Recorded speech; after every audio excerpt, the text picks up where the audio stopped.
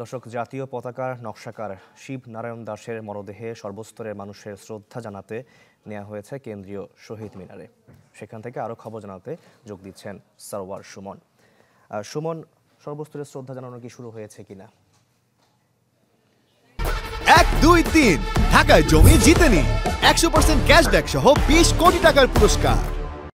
অধ্যাপক মাহফুজা খানমের নেতৃত্বে দুস্থ স্বাস্থ্য কেন্দ্র তাদের শ্রদ্ধা নিবেদন করলেন।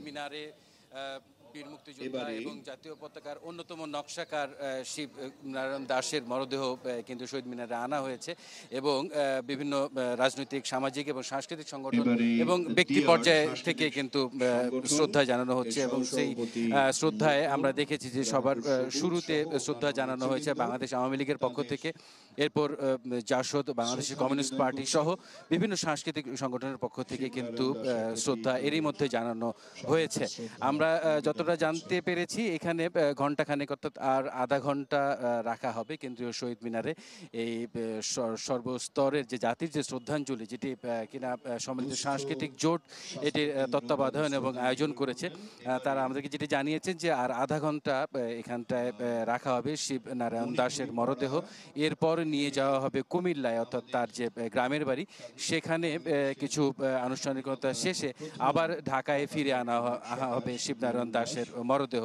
এবং আমরা শিবনারায়ণ দাশ আগেই ঠিক করে রেখেছিলেন, উনি তার পরিবারকে বলে গেছেন যে তার মরদেহ আসলে বাংলাদেশ বঙ্গবন্ধু শেখ মুজিব মেডিকেল বিশ্ববিদ্যালয়কে দান করে গেছেন এবং কুমিল্লা থেকে আনার পরে কিন্তু বঙ্গবন্ধু শেখ মুজিব মেডিকেল বিশ্ববিদ্যালয়ে তার মরদেহ দান করা হবে। তো আসলে এখন থেকে আধা ঘন্টা আগে শিবনারায়ণ দাশের মরদেহ শহীদ মিনারে আনার পর এখন চলছে সর্বস্তরের শ্রদ্ধা জানানো, আর হয়তো কিছুক্ষণের মধ্যে এই শ্রদ্ধা জ্ঞাপন যে প্রক্রিয়া সেটি শেষ হবে, তারপর কুমিল্লায় নেওয়া হবে। তো এই ছিল আসলে কেন্দ্রীয় শহীদ মিনারে শিবনারায়ণ দাশের মরদেহের প্রতি শ্রদ্ধা জানানোর যে সবশেষ খবর। শাকিল। সুমন, ধন্যবাদ আপনাকে আমাদের সঙ্গে যুক্ত হওয়ার জন্য।